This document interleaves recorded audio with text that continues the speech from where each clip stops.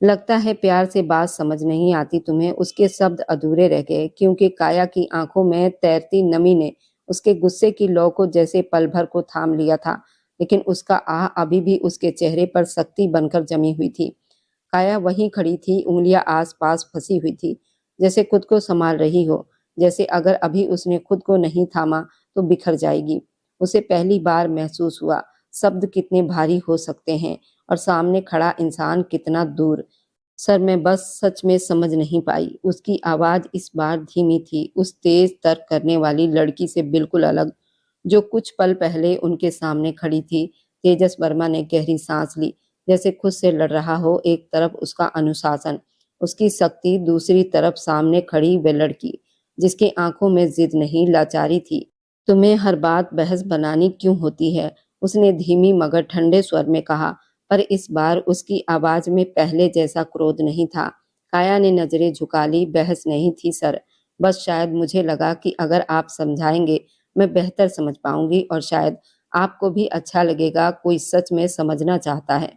उसके आखिरी शब्द फुसफुसाहट में खो गए। कमरे में कुछ पल के लिए सन्नाटा पसर गया। दीवार पर टिक टिक करती घड़ी जैसे दोनों की धड़कनों का हिसाब रख रही थी। तेजस ने पहली बार गौर से उसे देखा। वे वही नटखट जवाब देने वाली छात्रा नहीं लग रही थी। वह बस एक लड़की थी जो खुद को साबित करना चाहती थी और शायद उससे थोड़ा सा अपनापन भी चाहती थी। उसका गुस्सा अब खुद उसे भारी लगने लगा। रोना बंद करो, उसने थोड़ा नरम स्वर में कहा, मगर काया की पलकों पर अटके आंसू अब उसकी बात नहीं मान रहे थे। मैं आपको नाराज नहीं करना चाहती थी, उसने भर्राई आवाज में कहा। बस जब आप समझाते हैं तो लगता है सब आसान हो सकता है। ये सुनते ही तेजस के भीतर कुछ पिघला। शायद उसका अभिमान, शायद उसका कठोरपन।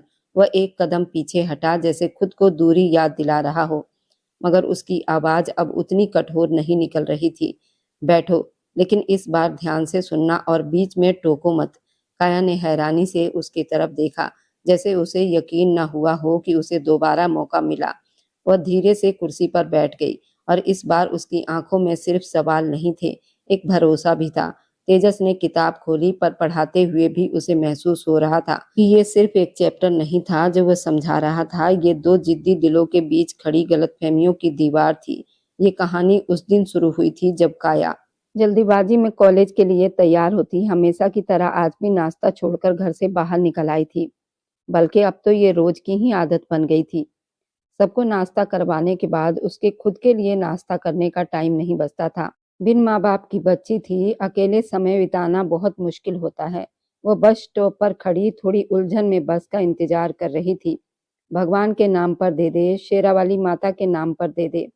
अपनी गजब सी आवाज में एक मांगने वाली की पुकार सुनते ही काया पलटकर उसकी तरफ देखने लगी। धूप बहुत तेज थी, उसका चेहरा चमक रहा था। चेहरे पर अनगिनत झुर्रियां थी। काया अपने बैग की आखिरी जिप खोलते हुए कुछ टटोलने लगी तो उसे 10 रुपए का नोट मिला। काया ने वह रुपए उस मांगने वाली को थमा दिए। भगवान तेरा भला करे, भगवान तेरे भाग अच्छे करे, तू पढ़ लिख कर अफसर बने और अच्छा वर तुझे हाथ लगे। ये कहते हुए ढेरों आशीर्वाद देने लगी। उस तपती धूप में काया को जैसे ठंडी छांव का एहसास हुआ। तभी बस आ चुकी थी। बस में बैठते हुए वो बिना वजह ही थोड़ी सी मुस्कुरा दी। गोविंद राम के दो बेटे थे, युग और नीरव। उनकी एक बहन थी। युग की शादी रूहानी देवी से हुई थी। उनका एक बेटा शिवम और बेटियां किरण और प्रियंका थी। ओजस्वी, जिसकी शादी दीनानाथ से हुई थी, लेकिन भरी जवानी में ही वो विधवा हो गई थी। उनकी एक बेटी थी काया। पति की मृत्यु के बाद ओजस्वी का रिश्ता दीनानाथ के दोस्त के बेटे से करने की बात चली, जो पहले से शादीशुदा था, अच्छी खासी जिंदगी बिता रहा था। मगर किसी का बसा बसाया घर बर्बाद करने का ओजस्वी का दिल नहीं माना और उसने साफ मना कर दिया। वो विधवा सारी जिंदगी बिताने को तैयार थी क्योंकि वे दीनानाथ से बेहद प्रेम करती थी। इसलिए वो 5 साल की अपनी बेटी को लेकर वापस अपने ही मायके में आकर रहने लगी। भाइयों ने शुरू में तो अच्छा बर्ताव किया, लेकिन वक्त के साथ साथ माँ बेटी उन्हें खटकने लगी। ओजस्वी घर का सारा काम करती ताकि उनकी बेटी की पढ़ाई ना रुके। काया पढ़ाई में बहुत अच्छी थी। उसने 10वीं में टॉप किया था। उसे एक बहुत अच्छे कॉलेज में एडमिशन मिल गया था। लेकिन उस पर दोनों भाइयों ने हंगामा किया। हालांकि भाइयों के आगे उन्हें चुप रहना पड़ा। यूं ही उनकी प्यारी सी बेटी लंबे लंबे बालों वाली, बल्कि गुड़िया जैसी दिखती थी। इतना सब काम करके भी रोज कॉलेज के लिए निकल जाती। कुछ महीने पहले ही उसकी माँ को शुगर की शिकायत हुई थी और इलाज ठीक से ना होने की वजह से वो बढ़ती जा रही थी। ओजस्वी के काम का सारा बोझ अब काया पर आ गया था, जिसे वो पूरी जिम्मेदारी से निभाती थी। लेकिन ढेर सारा पढ़ना उसका सपना था, बल्कि उसकी माँ का भी सपना था कि वो बहुत आगे तक पढ़े। अब वो अपनी माँ के सपने को सच बनाना चाहती थी। कॉलेज पहुंचती तो बस से उतरते ही वो कॉलेज के अंदर दाखिल हुई। अरे काया, कहाँ रह गई थी? कब से तुम्हारा वेट कर रही हूँ, थोड़ा जल्दी आया करो। आज कॉलेज में बायोलॉजी के नए प्रोफेसर आए हैं।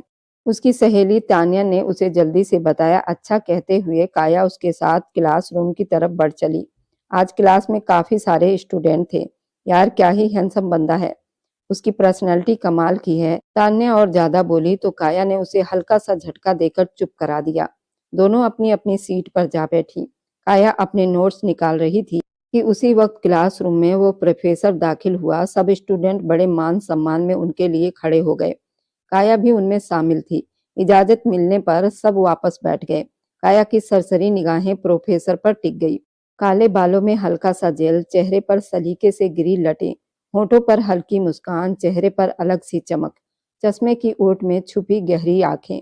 काया को बेकाबू सी झुंझुनी हुई और उसने तुरंत नजरें झुका ली। मैं यहाँ नया प्रोफेसर हूँ, उसने चश्मा ठीक करते हुए कहा और सब पर एक एक नजर डालकर अपना परिचय दिया। इतना वक्त नहीं है कि सबकी बातें सुन सकूं, इसलिए सीधे पढ़ाई पर आते हैं। वह लैपटॉप खोलकर लेक्चर शुरू कर चुका था। स्लाइड चल रही थी। वह लगातार बोल रहा था, मगर काया को उसके शब्द सुनाई नहीं दे रहे थे। वह तो बस उसे देखे जा रही थी। बोलते हुए वो उसे बहुत ही प्यारा लग रहा था। काया कब उसके शब्द सुन रही थी, वह तो बस उसका चेहरा ही निहार रही थी। शायद उसकी ये बेखबरी सी टकटकी तेजस वर्मा भी नोट कर चुका था। क्लास खत्म हुई। लेक्चर भी उसने एक हफ्ते के लिए सबको अपने सब्जेक्ट में प्रोजेक्ट बनाने को दे दिया। अभी आए 2 दिन हुए थे और प्रोजेक्ट। काया सर झुकाए गुस्से में बड़बड़ाने लगी। उसे खुद पर भी गुस्सा आ रहा था, क्योंकि पूरा लेक्चर बीत चुका था और उसे कुछ भी समझ नहीं आया था। ना ही उसने ध्यान दिया था। मिस स्टूडेंट, उसकी तरफ इशारा करते हुए उसने कहा, मेरा नाम तेजस वर्मा है। उसके हाँ में सिर हिलाने पर काया खड़ी हुई। कल सबसे पहले आप प्रोजेक्ट देंगी, आउट ऑफ एनी एक्सक्यूज, उसने थोड़ा सा सख्त लहजे में कहा। काया ने मुंह बनाते हुए हाँ में सिर हिला दिया। वह जा चुका था, लेकिन काया के लिए एक अधूरी सी कहानी पीछे छोड़ गया था। तुम्हारा मुंह इतना क्यों बना हुआ है? तान्या ने उसके चेहरे की तरफ देखते हुए पूछा।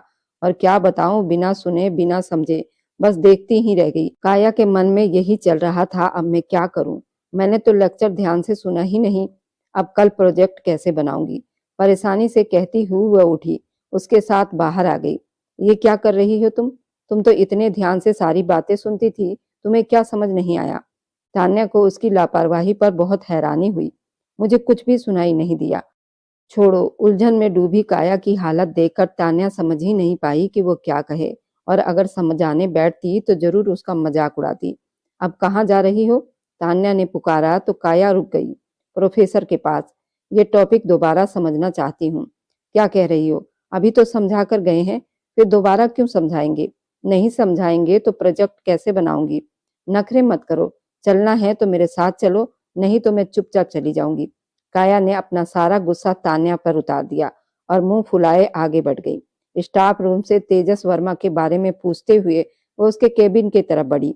गहरी सांस छोड़कर बहुत हिम्मत जुटाते हुए उसने दरवाजे पर दस्तक दी।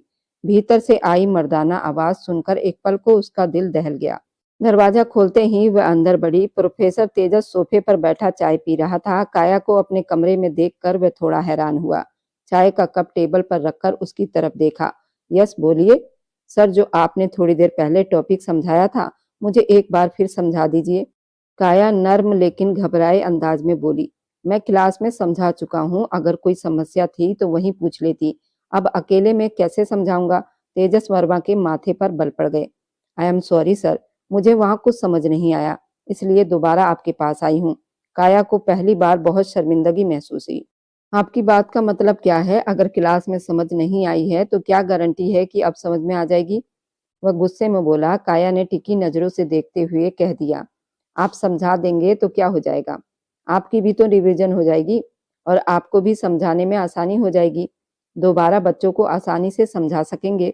उसके मुंह से शब्द खुद ब खुद निकलते चले गए। उसे खुद अंदाजा नहीं हो रहा था कि वो क्या कह रही है। तेजस वर्मा गुस्से से लाल हो गया। आउट। बस एक शब्द कहकर उसने उसे बाहर निकलने का इशारा किया। प्लीज, काया घबराकर बोली। सुनाई नहीं दे रहा, दफा हो जाओ यहाँ से। वह गरजा। काया रोने की शक्ल बनाकर उसे देखने लगी। तेजस वर्मा बहुत गुस्से में अपनी जगह से उठा और उसके पास आ गया। लगता है प्यार से बात समझ नहीं आती। मैं नहीं चाहता कि मैं तुम्हें टच करूं, क्योंकि मैं ऐसी खूबसूरत लड़कियों को टच करता हूं तो मेरे अंदर गुदगुदी होने लग जाती है। मैं अपने ऊपर कंट्रोल नहीं रख पाता, इसलिए बेहतर होगा खुद बाहर चली जाओ। सर, आप में थोड़ा भी लिहाज नहीं, कोई इस तरह से बात करता है? काया नाराजगी से बोली। उसकी बात पर तेजस वर्मा भड़क गया और उसने उसे बाजुओं से पकड़कर दीवार से चिपका दिया। उसकी कमर दीवार से जा टकराई और काया बुरी तरह से चौंक गई। अपनी लिमिट क्रॉस मत करो काया, वरना ऐसी हद बना दूंगा कि दोबारा झांक भी नहीं सकोगी। वह चेहरे के करीब झुककर गर्म सांसें छोड़ते हुए बोला। अपना नाम सुनकर काया का दिल बेचैन हो उठा। छोड़िए मुझे, दूर रहकर बात कीजिए, वह कांपती आवाज में बोली। वह गुस्से में हंसा। एक तो तुम जवान प्रोफेसर के कमरे में अकेली आ गई हो, ऊपर से भला की खूबसूरत हो, जिस्म तो जैसे शीशे की तरह है, फिर उम्मीद करती हो कि मैं तुमसे दूर रहूं। ये नामुमकिन है। यहाँ आने से पहले सोचना चाहिए था। उसके रोंगटे खड़े हो गए। प्लीज, मुझे जाने दीजिए, काया ने गिड़गिड़ाकर कहा, मगर तेजस वर्मा छोड़ने के मूड में नहीं था। हाथ आई लड़की को कौन छोड़ता है? मुझे अपनी सुरक्षा करनी आती है प्रोफेसर। आप मुझे अच्छे इंसान लगे इसलिए आई थी, मुझे नहीं पता था कि आप। काया के शब्द रोने में बदल गए। उसकी आंखों में आंसू देखकर तेजस वर्मा पीछे हट गया। वह उदास लड़की के आंसू नहीं देख सका। अब जाओ यहाँ से, उसने गंभीर स्वर में कहा। उसकी ये अचानक नरमी देखकर काया हैरान हुई, मगर बिना शब्द बोले वहां से निकल पड़ी। बाहर गार्डन एरिया में आकर उसने गहरी सांस ली। हे भगवान, मैं कहाँ फंस गई थी। तेरी कृपा है कि सही सलामत लौट आई हूँ। मेरा भी आज दिमाग काम नहीं कर रहा था। बुदबुदाते हुए वो क्लास की तरफ बढ़ गई। प्रोजेक्ट समझने में उसे 2 दिन लग गए, जबकि अब प्रोजेक्ट को जमा करने के लिए बस 2 दिन ही बचे थे और प्रोफेसर का दिन कल था। रात गहरी होती जा रही थी। वो प्रोजेक्ट पर काम कर रही थी।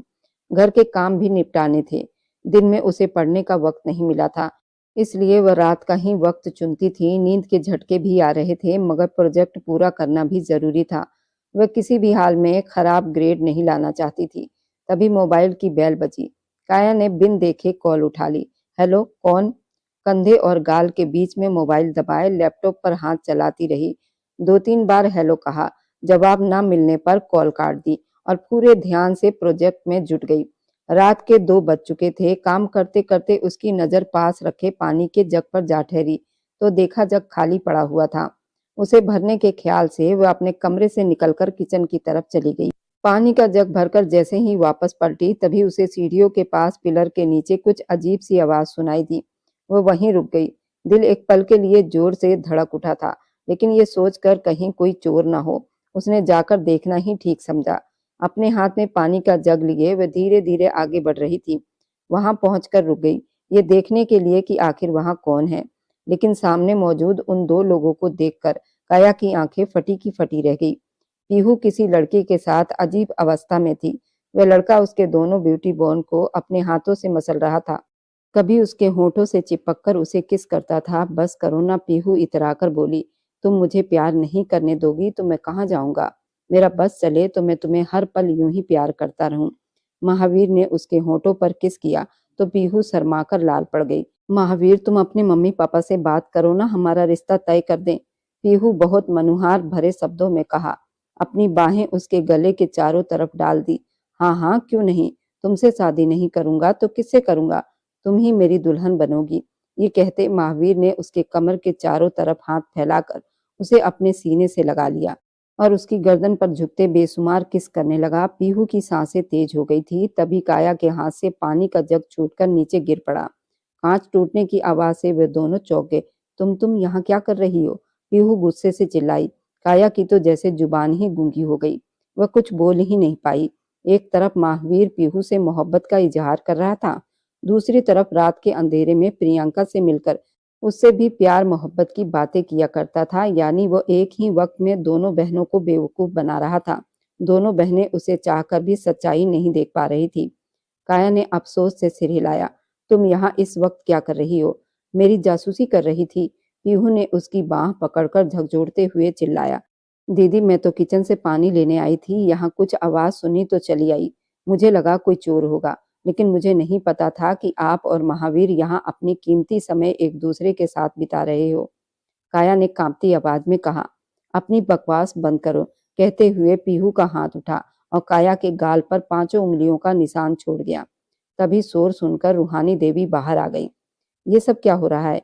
ये पानी का जग कैसे टूटा? उन्होंने टूटे कांच की तरफ देखते हुए चिल्लाकर कहा। आंटी जी, देखिए ना इसके करतूत। पीहू ने तुरंत बात पलट दी। रात के अंधेरे में न जाने किससे मुलाकात कर रही थी। महावीर और मैं यहाँ आए तो इसे देखकर वह लड़का भाग गया। महावीर पीहू के दोस्त का भाई था। यहीं पर उनके घर में रेंट पर रहता था। अब यह हम पर ही इल्जाम लगा रही है। काया हैरानी से उन्हें देखती रह गई कि पीहू ने कैसे सारा दोष उसके सिर पर मढ़ दिया। नहीं आंटी जी, ये झूठ बोल रही है। काया ने सफाई देनी चाहिए, लेकिन उससे पहले महावीर बोला। पीहू सही कह रही है आंटी जी, मैंने भी एक लड़के को यहाँ से भागते हुए देखा। रूहानी देवी ने गुस्से से काया की तरफ देखा और उसके बाल पकड़कर एक थप्पड़ जड़ दिया। रात के इस वक्त चोरी छिपे मुलाकातें करती फिर रही हो और हमें कहती हो कि पढ़ाई कर रही हूँ। आंटी, मैं सच कह रही हूँ, मैंने किसी से कोई मुलाकात नहीं की। काया रोते हुए बोली। मैं तो यहाँ इन्हें देख कर आई थी। देखा आंटी कैसी बकवास कर रही है, महावीर ने कहा। उसकी बात सुनकर पीहू ने तेज नजरों से महावीर को देखा, क्योंकि अभी कुछ देर पहले ही वो इस रिश्ते की बात कर रहा था। अब उससे बहन कहकर बुला रहा था। बदचलन लड़की, तुझे शर्म नहीं आती? बच्चों पर इल्जाम लगाते हुए, रूहानी देवी ने गुस्से में कहा और 2 थप्पड़ और जड़ दिए। काया लड़खड़ाकर नीचे गिर पड़ी। उसका हाथ टूटे कांच पर लगा और खून बहने लगा। महावीर ने उसका खून देखा तो पल भर के लिए उसके होंठ भिज गए। वह नहीं चाहता था कि उसे चोट लगे, लेकिन वह खुद को ही बचाने में लगा रहा। काया को हो रही तकलीफ उसे अंदर तक तोड़ रही थी और रूहानी देवी का गुस्सा अब भी कम नहीं हुआ। दिल करता है अभी इसी वक्त तुम्हें इस घर से बाहर निकाल दूं और तुम्हारे अंकल को तुम्हारी सारी करतूतें बता दूं। लेकिन कहते कहते वह रुक गई और काया फर्श पर बैठी खून से सना हुआ हाथ देखती रही, ये सोचते हुए कि उसकी खामोशी ने उसे कितना अकेला कर दिया है। भगवान का डर आ जाता है मुझे। और तुम पीहू, जाओ यहाँ से अंदर। खबरदार अगर दोबारा बाहर नजर आई तो। रूहानी देवी की सख्त आवाज गूंज उठी। अगर भगवान का डर न होता तो शायद और भी कुछ कहती। ये सोचते हुए पीहू डर के मारे भागती हुई अपने कमरे की तरफ चली गई, जबकि महावीर ने काया को एक नजर देखा, नजरें झुकाई और बिना कुछ कहे अंदर की तरफ बढ़ गया। और तुम? रूहानी देवी ने काया की तरफ उंगली उठाते हुए कहा। जल्दी उठो और ये जो रायता फैलाया है ना, इसे साफ करो, फिर अपने कमरे में दफा हो जाओ। दोबारा मुझे अपनी शक्ल मत दिखाना, वरना तुम्हारे अंकल को तुम्हारी सारी करतूतें बता दूंगी। 2 मिनट में तुम्हें इस घर से बाहर निकलवा दूंगी। इतना कहकर वह गुस्से में अंदर चली गई। काया वहीं फर्श पर बैठी अपने हाथ से बहते खून को देखती रही। धीरे धीरे उस कांच के टुकड़े को निकालते हुए उसकी आंखों से अनजाने ही आंसू टपक पड़े थे। दर्द के साथ उसे अपने माँ बाप याद आ गए, जो कभी उसे कांटा तक नहीं चुभने देते थे। और आज वही काया लहूलुहान पड़ी थी। क्या बिन माँ बाप के बच्चों के साथ यही सुलूक होता है? क्या उनका कोई नहीं होता? क्या इसलिए रिश्तेदार अपने भी साथ छोड़ देते हैं? हिचकियों में रोते हुए वह खुद से सवाल कर रही थी। सबने अपनी सुविधा, अपनी सुरक्षा के लिए उसे ही कसूरवार ठहरा दिया था, और जब काया की बारी आई तो वह चुपचाप सिर झुकाकर सब सहती रही। अगले दिन कॉलेज में प्रोफेसर तेजस ने एक नज़र काया की तरफ डाली। वह सिर झुकाए दुपट्टे से अपना चेहरा ढकने का नाकाम कोशिश कर रही थी। आओ अपना प्रोजेक्ट दो, तेजस ने डेस्क के पास खड़े होकर उसे बुलाया। पूरी क्लास की निगाहें काया पर टिक गई। उसका प्रोजेक्ट पूरा था, लेकिन उस वक्त उसकी हालत ऐसी नहीं थी कि वह सहज होकर कुछ बोल पाती। वह नहीं चाहती थी कि कोई उसे इस हाल में देखे। सुबह जब वो हाथ पर कपड़ा लपेटकर कॉलेज आई थी, तब तान्या ही उसे अस्पताल लेकर गई थी, बैंडेज करवाया था और लापरवाही के लिए उसे डांट भी लगाई थी। लेकिन काया क्या करती? ना उसके पास इतने पैसे थे और ना ही घर से अस्पताल जाने की इजाजत। तेजस ने उसकी हालत देखते हुए तंज भरे स्वर में कहा, मेरा ख्याल है काया, आपको छुट्टी ले लेनी चाहिए थी। इस तरह की हालत बनाकर प्रोजेक्ट से बचना और सिंपैथी लेना कोई नया तरीका नहीं। उसकी ये बात काया के दिल में तीर की तरह लगी। सबकी शक भरी नजरें उस पर उठ गई थी। रात की बातें, आंटी के शब्द, दुनिया में अकेले होने का एहसास। उसकी आंखों से आंसू बनकर बह निकले। पलकें उठाकर उसने तेजस की तरफ देखा। उसकी आंखों में शिकायत और दर्द था, जैसे किसी ने तेजस का दिल मुट्ठी में जकड़ लिया हो। वह 2 कदम आगे बढ़ा, फिर खुद को रोक लिया। मिस काया, मुझे नहीं लगता आप अभी प्रोजेक्ट दे पाएगी। जिस दिन जमा करना हो, उस दिन आ जाइएगा। तेजस ने समय रहते हुए कहा। नहीं सर, मैं अभी प्रोजेक्ट दूंगी। काया की कांपती आवाज में भी दृढ़ता थी। आप लैपटॉप पर स्लाइड बदलते जाएं, मैं बोलती जाऊंगी। उसने कहा, क्या तुम ये कर पाओगी? तेजस ने हैरानी से पूछा। 100% सर। काया हल्की सी मुस्कुराई और उसकी मुस्कुराहट में अजीब सा आत्मविश्वास था। तेजस उसके पास आकर लैपटॉप ऑन करने लगा। प्रोजेक्ट शुरू हुआ और काया का कॉन्फिडेंस देखकर तेजस सच में प्रभावित हो गया। प्रोजेक्ट इतना शानदार था कि पूरी क्लास तालियों से गूंज उठी और काया के चेहरे पर जीत की चमक आ गई। बहुत अच्छा, यू डन वेरी इम्प्रेसिव। तेजस ने तारीफ की तो काया ने बस सिर झुका दिया। घर लौटने के बाद काया ने सबके साथ बोलचाल लगभग बंद कर दी थी। जिन्हें वह अपना मानती थी, वह उसके खिलाफ खड़े थे। प्रभु, प्रियंका, नीनू, सबको वो बहन मानती आई थी, लेकिन पीहू की हरकत के बाद उसका दिल सबसे खट्टा हो चुका था। अब सिर्फ अपने काम से काम रखती थी। सारे काम निपटाकर सीधे अपने कमरे में चली जाती। अगले दिन प्रोजेक्ट जमा होना था। आज उसका सारा काम लगभग पूरा हो चुका था। शाम को कमरे की तरफ जाते हुए उसने अपने नाम की आवाज सुनी। काया, किसी ने पुकारा। पलटकर देखा तो शिवम दूर खड़ा उसे देख रहा था।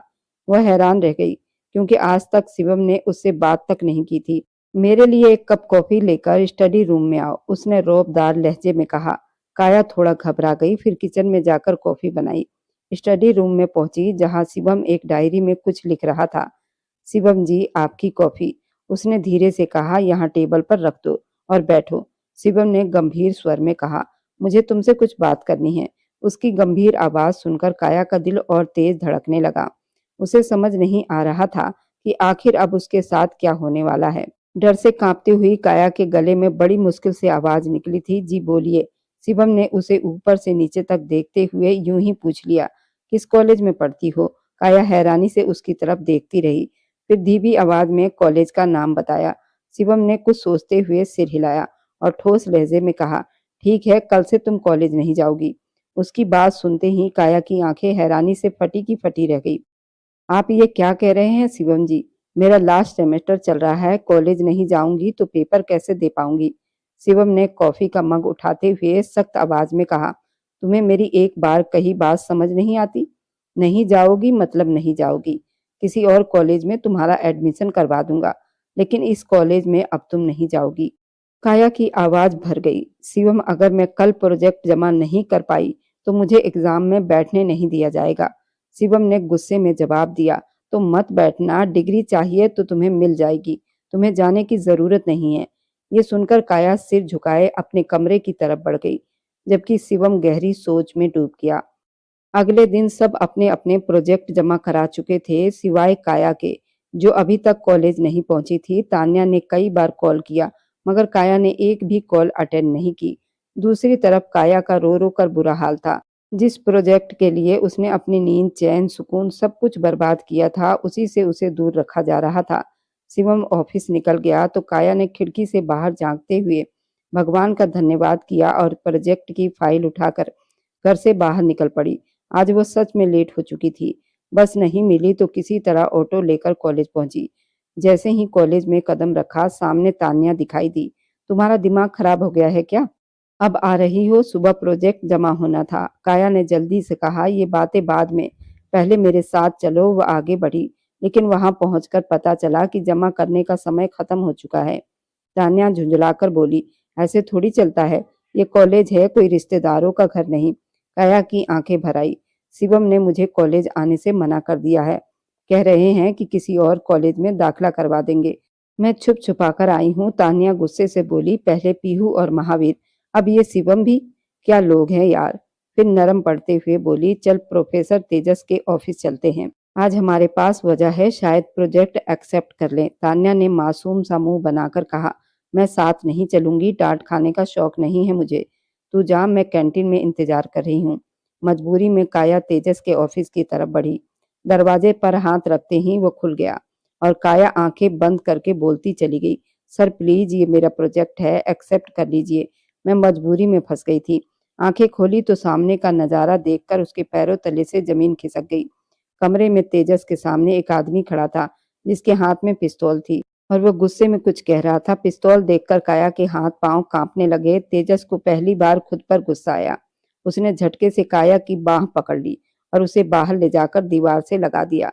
उसकी आंखों में गुस्सा भी था और कोई अनकहा डर भी। पिछली बार भी समझाया था, मेरे कमरे में मत आना। तुम्हें समझ में क्यों नहीं आता? काया की सांसें तेज चल रही थी। आपके हाथ में पिस्तौल, तेजस ने दांत भींचते हुए कहा।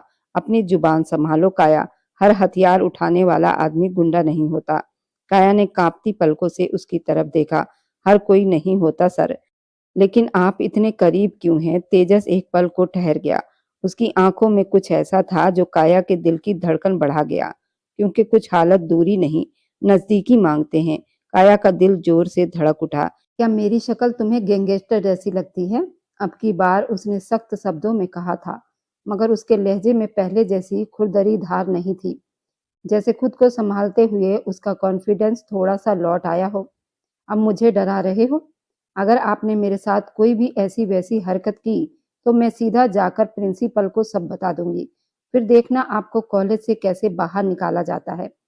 अपनी तरफ से काया ने पूरी हिम्मत जुटाकर प्रोफेसर तेजस को धमकी दी, जिसे सुनकर तेजस के होंठों पर दाएं गाल से एक टेढ़ी सी मुस्कान उभर आई। अच्छा, तो तुम मेरे खिलाफ जाकर प्रिंसिपल से कंप्लेंट करोगी? उसने ठंडे मगर डरावने अंदाज में कहा, फिर जोर से पकड़ा। मैं तुम्हें यहाँ से जाने दूंगा तब करोगी ना? उसकी मुस्कान में छुपी धमकी ने काया के दिल को सिहरने पर मजबूर कर दिया और उसे अपने शब्दों पर तुरंत अफसोस हुआ। नहीं नहीं, मैं किसी से कुछ नहीं कहूंगी, प्लीज मुझे अभी जाने दीजिए। इस बार उसने जल्दी से अपने सुर बदल लिए। जाने तो मैं तुम्हें दूंगा, मगर जब जब मेरा दिल मानेगा। ये कहते हुए तेजस ने उसका हाथ थाम लिया और उसे खींचकर वापस कमरे के अंदर ले गया, जहां पहले से एक आदमी मौजूद था। तुम फिर से इसे अंदर ले आए हो? सामने बैठा आदमी गुस्से से तेजस को देखते हुए बोला। ये भूत प्रेत है, अपने काम से काम रखो, तेजस ने उसके कान में धीमी सी कहा और काया को एक कुर्सी पर धक्का देकर बिठा दिया। दूसरा आदमी लैपटॉप पर तेजी से उंगलियां चलाने लगा। इस लड़की को यहाँ बैठाए रखना सही नहीं है। अगर इसने किसी से कुछ कह दिया तो हमारे लिए बहुत मुश्किल हो जाएगी, और कर्नल ना तुझे छोड़ेगा ना मुझे। सुरजीत ने तेजस को चेतावनी दी। मैं सब संभाल लूंगा यार, पहले कर्नल को क्लियर करो सब एरिया, तेजस ने तपते हुए लहजे में कहा। काया दोनों की बातें सुनने की भरपूर कोशिश कर रही थी, मगर उसके लिए शब्द अभी भी अधूरे और डरावने थे। वे दोनों उसके लिए किसी रहस्यमयी साये से कम नहीं थे। वह उस वक्त कोई भी ऐसी गलती नहीं करना चाहती थी जिससे और मुश्किल में फंस जाए। बस किसी तरह यहाँ से निकलना चाहती थी, मगर तेजस के शिकंजे से निकलना आसान नहीं था। तभी बाहर से जोरदार धमाकों की आवाज आई और दोनों चौंक गए। लगता है उस आदमी ने अपना काम कर दिखाया। हम लेट हो गए हैं, जल्दी करो। तेजस ने झट से लैपटॉप बंद किया, अपनी गन को लोड की, सुरजीत के साथ बाहर निकल गया। पीछे काया को बंद कमरे में छोड़ते हुए उनके जाते ही काया ने गहरी सांस छोड़ी। धमाकों की आवाज अब भी उसके कानों में गूंज रही थी, मगर उससे ज्यादा जरूरी था यहाँ से निकलना। वह झट से उठी, दरवाजा खोला, बाहर भागी। चारों तरफ धुआं धुआं, आग और अफरा तफरी फैली हुई थी। वो बुरी तरह घबरा गई। भगवान, ये सब क्या हो गया? किसने किया? आंखों में आंसू लिए वह आगे बढ़ी। तान्या, तान्या तुम कहाँ हो? वह कैंटीन की तरफ भागी, मगर घबराहट में रास्ता भूल गई। हाँ, इसी तरफ होगा। वह उसी ओर लपकी, मगर धुएं ने उसकी सांसें रोक दी। वह वहीं रुककर हाँफने लगी। पास ही एक भारी लकड़ी का टुकड़ा गिरा हुआ था, जिसके नीचे एक लड़का दबा हुआ था। काया ने पूरी ताकत लगाकर उसे हटाने की कोशिश की, मगर वह हिला तक नहीं। कोई मदद करो प्लीज, ये जिंदा है। वह चीखती रही, मगर सब अपनी जान बचाने में भाग रहे थे। अचानक उस लड़के की आवाज थम गई। काया ने कांपते हुए उसकी तरफ देखा। उसकी सांसें रुक चुकी थी। वह वहीं थमकर बैठ गई। आंसू रुकने का नाम नहीं ले रहे थे। एक मासूम उसकी आंखों के सामने दम तोड़ चुका था। वह कुछ नहीं कर पाई। दिल जोर जोर से धड़क रहा था। न जाने कौन से जालिम लोग थे जो मासूमों की जान ले रहे थे। तभी उसके दिमाग में फिर से तान्या का ख्याल आया। मुझे तान्या को ढूंढना है, वह कहाँ है? वह झट से उठी, फिर से भागने लगी। चारों ओर से आवाज आ रही थी। लाइब्रेरी, कैंटीन के बाकी एरिया सुरक्षित किए जा चुके हैं, मगर इन्हीं 2 जगह पर सबसे ज्यादा छात्र थे और बहुत सारी जानें चली गई हैं। ये सुनते ही काया को लगा जैसे हवा कांप कर रह गई हो। नहीं नहीं, तान्या को कुछ नहीं हो सकता। वह दीवानों की तरह भागी और किसी से जोर से टकरा गई। सामने तेजस था। उसने उसे यूं भागते देखा तो रास्ता रोक लिया। आगे नहीं जा सकती हो, कंडीशन ठीक नहीं है, तेजस ने ऊंची आवाज में कहा। मेरी दोस्त वहां है कैंटीन में, वो मेरा इंतजार कर रही है, मुझे जाने दीजिए। काया रोते हुए चिल्लाई। तेजस अपनी टीम के साथ रेस्क्यू में लगा हुआ था, मगर इस वक्त काया को संभालना उसके लिए सबसे मुश्किल काम बन गया था। सुरजीत ने इशारा किया कि उसे यहाँ से हटा लो। वह नहीं चाहता था कि इस वक्त किसी की नजर उन पर जाए, क्योंकि वह खुद एक गुप्त मिशन पर थे। तेजस काया को खींचकर एक तरफ ले गया। तुम पागल हो, समझती क्यों नहीं हो? मैं मना कर रहा हूँ, वहां जाना खतरनाक है। इस वक्त तुम्हें घर जाना चाहिए। मेरी दोस्त, मेरी तान्या, वो मेरा इंतजार कर रही थी। काया बस यही बड़बड़ा रही थी, जैसे तान्या का नाम उसके दिमाग में अटक गया हो। वह कुछ सुन नहीं पा रही हो। मिल जाएगी तान्या, मैं उसे ढूंढ लूंगा, तेजस ने कहा और उसके दोनों गालों को थाम कर उसका चेहरा अपनी तरफ मोड़ लिया। काया बहुत ज्यादा डर चुकी थी। उसकी आंखों में आंसू और टूटता हुआ भरोसा साफ झलक रहा था। इसलिए तेजस को अपना गुस्सा पीना पड़ा। उसने बेहद नरमी से उसके माथे पर अपने होंठ रख दिए। वह पल छोटा था, मगर काया के दिल को जैसे किसी ने ढाल दे दी हो। कुछ नहीं होगा, मैं हूं, मैं जाकर सब देख लेता हूँ, ठीक है? लेकिन तुम वादा करो, जिस गाड़ी में मैं तुम्हें बिठाऊंगा चुपचाप उसमें बैठकर घर जाओगी। उसकी आवाज धीमी थी, मगर शब्द सख्त थे। वह बच जाएगी ना? काया ने हिचकियों के बीच पूछा। हाँ, उसे कुछ नहीं होगा, बस तुम अब घर जा रही हो, बिना किसी आर्गूमेंट के, कहते हुए तेजस ने उसे अपने दोस्त के साथ भेज दिया और खुद फिर उस धुएं और आग और खतरे की तरफ लौट गया, जहां उसका फर्ज और उसका रहस्य उसका इंतजार कर रहा था। घर भेजकर वह खुद हादसे वाली जगह पर पहुंच गया, जहां इस वक्त हालत बेहद भयावह थे। कॉलेज, सोशल मीडिया और न्यूज चैनल, हर तरफ बस एक ही खबर चल रही थी कि कॉलेज के भीतर 2 जगह पर बम धमाके हुए थे, जिनकी वजह से कई मासूम जान चली गई थी। हर चेहरे पर डर, हर आंख में सवाल, हर दिल में एक अनकहा डर था।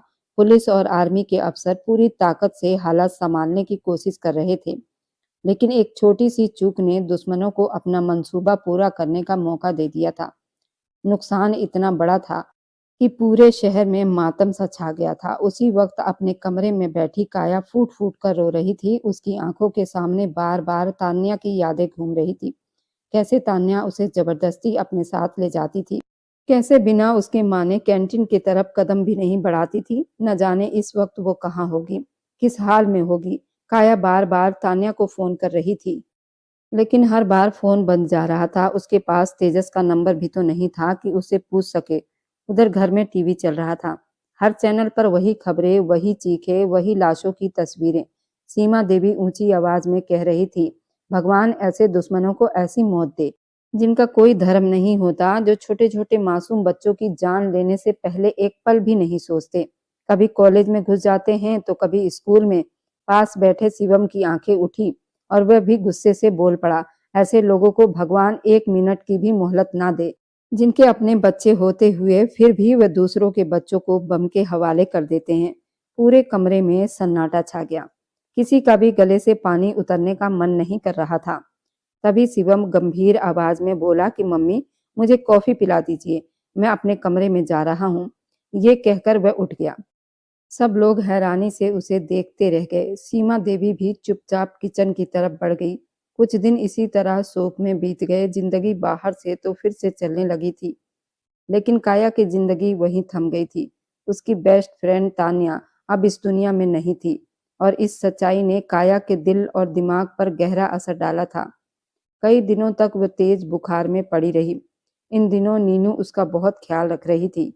एक दिन नीनू ने आकर कहा कि काया दीदी, बाहर कोई आपसे मिलने आया है। काया ने कमजोर आवाज में कहा कि उसे अंदर भेज दो या कह दो कि बाद में आए, लेकिन नीनू ने बताया कि उसे कुछ जरूरी काम है, इसलिए आपको ही बाहर आना होगा। मजबूरन काया उठी और बाहर आई। सामने तेजस को खड़ा देखकर वह चौंक गई। उसकी आंखों में हैरानी और दिल में अनजाना सा डर उतर आया।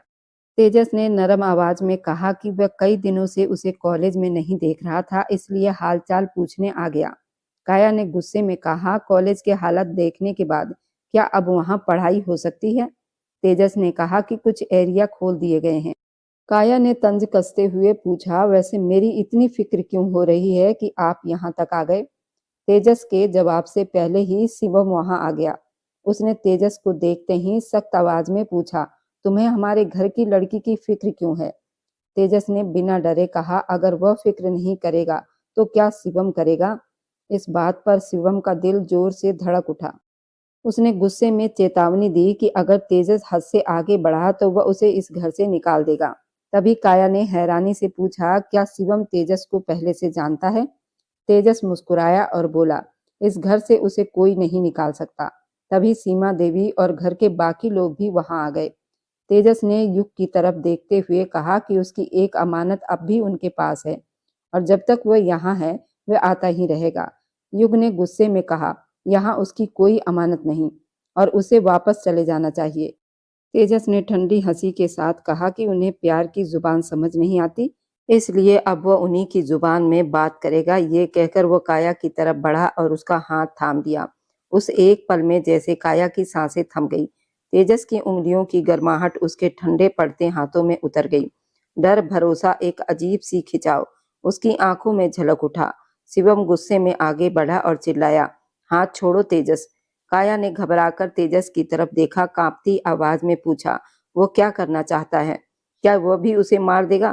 तेजस ने उसकी आंखों में देखते हुए कहा कि वह उसकी मंगेतर है, अब उसे यहाँ अकेला नहीं छोड़ेगा। ये सुनते ही पूरे घर में सन्नाटा छा गया।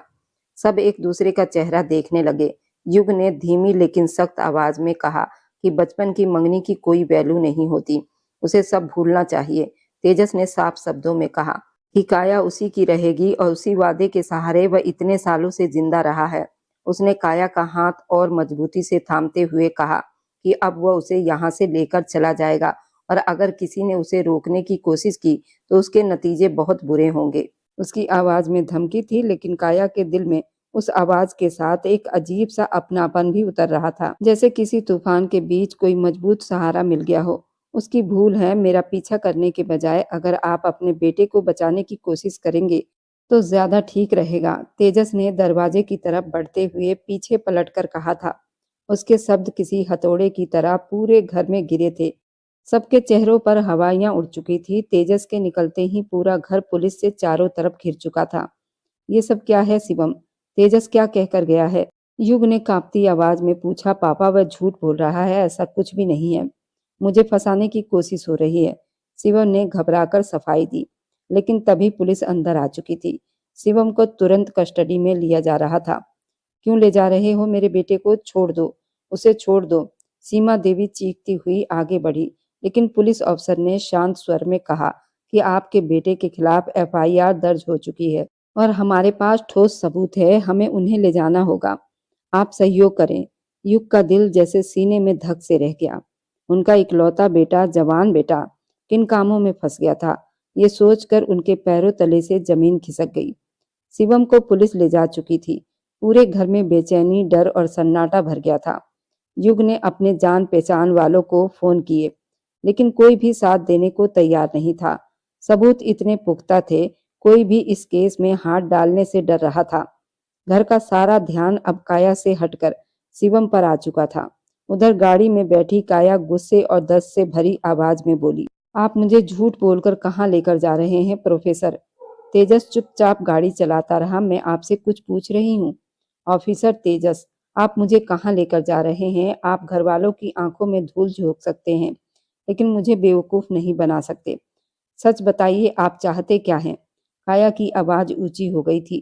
तेजस ने झटके से गाड़ी किनारे पर रोकी और सख्त लहजे में कहा, पहली बात आप अपनी आवाज नीचे रखो, मुझे ऊंची आवाज बिल्कुल भी पसंद नहीं है। उसकी आंखों में एक अजीब सी शक्ति थी, जिसमें अधिकार भी था, चिंता भी। फिर उसने गाड़ी आगे बढ़ा दी। कुछ देर बाद गंभीर स्वर में बोला, तुम्हें तुम्हारे सारे सवालों के जवाब आज ही मिल जाएंगे। ये सुनकर काया सहम गई और पूरे रास्ते एक शब्द नहीं बोली। गाड़ी एक बड़े से बंगले में दाखिल हुई। बाहर लगे नेम प्लेट पर तेजस का नाम चमक रहा था। हम कहाँ आए हैं? क्या ये आपका घर है? काया ने हैरानी से पूछा। तेजस ने गाड़ी पार्क करते हुए कहा, हाँ। वह नीचे उतरा। फिर काया भी उतरी। चलो। उसने उसका हाथ थाम लिया। तेजस की पकड़ मजबूत थी, जैसे वो उसे खोने नहीं देना चाहता था। काया का दिल जोर जोर से धड़कने लगा। उसके हाथों की गर्माहट उसके भीतर तक उतर रही थी। अंदर पहुंचते ही काया को सच्चाई से रूबरू करवाया गया। तेजस कोई और नहीं, बल्कि काया के पापा के सबसे करीबी दोस्त का बेटा था। बचपन में जब काया सिर्फ 2 साल की थी और तेजस 10 साल का था, तब दोनों की मंगनी हुई थी। दो गहरे दोस्त खुशी खुशी ये रिश्ता जोड़ चुके थे, लेकिन वक्त ने सब कुछ उजाड़ दिया। काया के पापा के जाने के बाद हालात ऐसे बदल गए, सब बिखर गया। काया की माँ उसे लेकर अपने मायके चली गई और जाते जाते वादा लिया गया कि काया की पढ़ाई पूरी होने तक इस मंगनी का जिक्र किसी से नहीं होगा। तेजस और उसके पिता ने उस वादे को निभाया। तेजस हर पल हर सहायक की तरह काया के आसपास रहा, बिना खुद को जाहिर किए। जब काया की माँ ओजस्वी की मृत्यु हुई थी, तब वो अपने पिता के साथ वहां गया था, लेकिन किसी ने उनसे बात तक नहीं की। वे चुपचाप लौट आए। कई बार तेजस अपने पिता के साथ काया को लेने पहुंचा, अपनी अमानत मांगी, लेकिन हर बार उन्हें ठुकरा दिया गया। युग साफ कह चुका था कि वो काया का रिश्ता अपने मुंह बोले बेटे शिवम से करेंगे। ये बात तेजस से छुपी नहीं थी। उसने अपने पिता को शिवम के हर काले सच से अगवा कराया और फिर अपने मिशन में लग गया। उसने सबूत इकट्ठे किए और उसी दौरान उसे पता चला कि कॉलेज बम धमाकों की साजिश में शिवम शामिल है। इसी वजह से वह कॉलेज में प्रोफेसर बनकर आया था। काया उसके बहुत करीब थी, लेकिन वह अपने और उसके रिश्ते की सच्चाई उसे नहीं बता सकता था। हादसा हुआ, कई जाने गई, लेकिन वक्त रहते एक बड़े गैंग को पकड़ा गया, जिनमें शिवम भी शामिल था। ये सुनते ही काया की आंखें भर आई। उसने अपने पापा के दोस्त के तरफ देखा, टूटती आवाज में कहा, अंकल जी। फिर तेजस की तरफ देखकर बोली, मेरे पापा के दोस्त, मेरे अंकल। इतने सालों बाद याद आया कि आप मेरे अपने हैं। उसके शब्दों में दर्द था, शिकायत थी, तड़प थी। जिस वक्त मुझे आप लोगों की बहुत जरूरत थी, तब आप लोग नहीं थे। मैंने कैसे कैसे काटे हैं, ये सिर्फ मैं ही जानती हूँ। मुझे अब किसी की जरूरत नहीं। वह रोते हुए दरवाजे की तरफ मुड़ी। तेजस ने जल्दी से उसकी कलाई पकड़कर अपनी तरफ खींच लिया। छोड़िए मुझे, वो बुरी तरह से रो रही थी। तेजस की आंखों में दर्द उतर आया। उसकी आवाज धीमी थी, लेकिन ठहरी हुई थी। मैं तुम्हें कहीं नहीं जाने दूंगा, काया। काया ने गुस्से और आंसुओं में डूबकर कहा कि उसे किसी के साथ नहीं रहना। उसे अभी इसी वक्त अपने मामा के घर छोड़ दिया जाए। तेजस ने अपने गुस्से को दबाते हुए कहा, वहां जाना चाहती हो जहां तुम्हारे साथ हमेशा बुरा व्यवहार हुआ है? काया ने तंज कसते हुए जवाब दिया, ये तो पहले भी होता आया है, अब भी हो जाएगा। आपको क्यों इतनी मिर्ची लग रही है? उसी पल कमरे में सन्नाटा टूट गया, क्योंकि अंकल के फोन पर अचानक किसी की कॉल आने लगी थी। तो वे कॉल अटेंड करने के लिए दूसरी तरफ बढ़े। तेजस ने इसी मौके का फायदा उठाते हुए काया को अपने कमरे की तरफ ले गया। कमरे में जाते ही उसने दरवाजा लॉक कर दिया और उसकी कमर से खींचकर उसे अपने सीने से लगा लिया। काया खुद को छुड़ाने की नाकाम कोशिश कर रही थी, लेकिन तेजस की पकड़ बहुत मजबूत थी। वह उसे अपने सीने से लगाए आंखें मूंद कर कुछ पल यूं ही निहारता रहा। धीरे धीरे काया हार गई। उसके हाथ पैर ढीले पड़ गए, क्योंकि वह किसी भी हाल में उसका मुकाबला नहीं कर सकती थी। तेजस ने उसकी थकी हुई सांसें और कांपते शरीर को महसूस किया। फिर आंखें खोलकर उसका चेहरा देखने लगा, जो आंसुओं से तर था। आई एम सॉरी, मेरे किसी भी व्यवहार से तुम्हें तकलीफ पहुंची हो तो। उसने उसके चेहरे को अपने दोनों हाथों में भरते हुए कहा और उसके माथे पर एक नरम सा किस किया। काया को अपने से लिपटे हुए उसने उसे सुकून देने की कोशिश की। उसके इस प्यार भरे व्यवहार पर काया के दिल के दरवाजे उसके लिए खुलते चले गए। मैं आपको कभी माफ नहीं करूंगी। मैं आपकी मंगेतर थी तो आपको चाहिए था कि आप मुझे अपने साथ रखते, अपने घर में, ना कि उनके साथ जिन्होंने मुझे इतनी तकलीफ दी। वह रोते हुए शिकायत करने लगी। तेजस ने भगवान का शुक्र अदा किया कि कम से कम वह उससे बात तो कर रही है। जो भी सजा दोगी मुझे मंजूर है, लेकिन तुम यहाँ से कहीं नहीं जा सकती। मुझे बहुत पहले ये बात बतानी चाहिए थी, लेकिन एक लंबा सफर आड़े आ गया। पर अब नहीं, मुझे सिर्फ तुम्हारी प्यास है। तुम मेरा जुनून हो, मेरा इश्क हो। उसने बेहद गहराई से कहा। उसकी बातों पर काया तिलमिला उठी। आप झूठ बोल रहे हैं ना? आप मुझे यहाँ रोकने के लिए ये सब कर रहे हैं ना? वह गुस्से में बोली, मैं बचपन से तुम्हें जानता हूँ और रोते हुए तुम बहुत ही बुरी लगती हो। तुम्हारे आंसू मुझे ना बचपन में अच्छे लगते थे और ना आज। ये मोहब्बत आज की नहीं है। मैं 10 साल का था तब से शायद उस वक्त प्यार के नाम को नहीं जाना था। लेकिन ये दिल तब से जुड़ चुका है और अब ये ना खत्म होगा, ना मिट पाएगा और ना ही इतना आसान है तुम्हारे नाम को इस दिल से मिटा पाना। उसकी बातों पर काया ने सिर झुका लिया। आपने अगर मुझे यहाँ लाना था, तो बाकायदा मेरी शादी करके मुझे विदा करवा कर तब लेकर आते। वह शिकायत भरे लहजे में बोली। तेजस जोर से हंसा और बोला, मेरी मंगेतर, लेकिन एक सच्चाई और बाकी है। जब तुम 6 साल की हुई थी, तब तुम्हारी माँ चुपके से हमारे यहाँ आई थी। तुम्हारी और मेरी शादी मंदिर में करवा दी गई थी। अब तुम्हें शादी की भी कोई जरूरत नहीं है, तुम पहले से ही मेरी पत्नी हो। रही बात विदाई की, तो मेरी जान, हुक्म जैसा होगा वैसा ही होगा। वैसे भी मुझे सिर्फ 1 महीने की छुट्टी मिली है और उस 1 महीने में मैं तुम्हारे साथ पूरा एंजॉय करना चाहता हूँ। छुट्टी? कैसी छुट्टी? तुम्हें अभी भी नहीं पता कि तुम्हारा पति सीक्रेट ऑफिसर है, एक आर्मी है? तेजस ने अपने अंदाज में कहा तो काया ने उसे सल्यूट कर दिया। उसे ऐसा करते देखकर तेजस ने प्यार से उसे देखा। उसकी मासूमियत पर वह दिलो जान से फिदा हो गया था। उसने खींचकर उसे सीने से लगा लिया, उसके नरम नाजुक होठों को अपनी पकड़ में ले लिया। काया ने बेचैनी में पीछे हटाना चाहा, लेकिन तेजस उसे छोड़ने के मूड में बिल्कुल नहीं था। वो बहुत प्यार से उसके होठों पर झुका। काया की सांसें रुकती हुई महसूस हुई। उसके अंदाज में जुनून था। काया के लिए खुद को संभाल पाना बड़ा मुश्किल हो रहा था। जितना वह उसके होठों से अपनी प्यास बुझा रहा था, उतनी ही प्यास बढ़ती जाती थी। जब उसने महसूस किया कि काया की सांसें थमने लगी है, तो वह थोड़ा सा पीछे हटा। कैसा लगा पहला तोहफा? उसने उसके गाल को छूते हुए चाहत भरे शब्दों में जवाब दिया। काया ने खुद को उसके सीने में छुपा लिया। अरे मेरा बच्चा शर्मा गया, ये कहकर उसने ठहाका लगाया। उसकी हंसी रुकने का नाम ही नहीं ले रही थी, जबकि काया के चेहरे पर हैरानी के कई रंग बिखरे हुए थे। तेजस ने बहुत खूबसूरत तरीके से उसके साथ दोबारा शादी की और उसे अपनी पत्नी घोषित किया। एक तरफ उसके मामा का परिवार ना चाहते हुए भी शादी में शामिल हुआ। सब लोग काया को देखकर हैरान थे। उनके चेहरे पर जैसे किसी ने थप्पड़ मार दिया हो। उसके मामा की बेटियां पीहू और प्रियंका, जिनका हाल सबसे बुरा था। महावीर, जिसे वे दोनों डेट कर रही थी, उसने उसे शादी नहीं की थी, बल्कि किसी और लड़की से कर ली थी। दोनों बहनें महावीर से प्रेग्नेंट हो गई थी। महावीर अब जेल में था और पीहू और प्रियंका बच्चे को जन्म देकर बिन ब्याही मां बन चुकी थी। उनके पिता ने मजबूरी में उनकी शादी तलाकशुदा आदमियों से कर दी थी। महावीर ने उनके अलावा कई लड़कियों को अपने जाल में फंसाया हुआ था। आज वे दोनों बुरी तरह से पछता रही थी। काया को देखकर उसकी किस्मत पर नाज कर रही थी।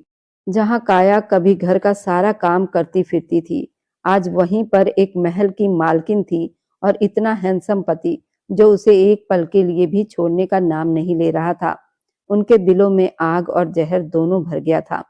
ये पूरा परिवार शादी से लौट आया था और कई दिनों तक काया की किस्मत के बारे में सोचता रहा। उसकी मामी अपनी बेटियों की किस्मत देखकर रोती रहती, जो आए दिन अपने पतियों की मार खाकर घर में पड़ी रहती थी। काया और तेजस की शादी बहुत धूमधाम से हुई और उनकी जिंदगी खुशहाली से भर गई थी।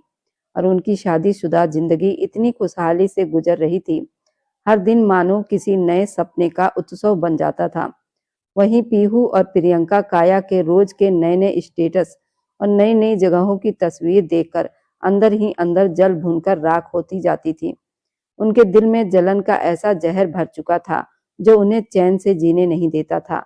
लेकिन काया को इससे कोई फर्क नहीं पड़ता था, क्योंकि काया की जिंदगी अब उस मुकाम पर पहुंच चुकी थी जहां दूसरों की नजरें मायने नहीं रखती थी।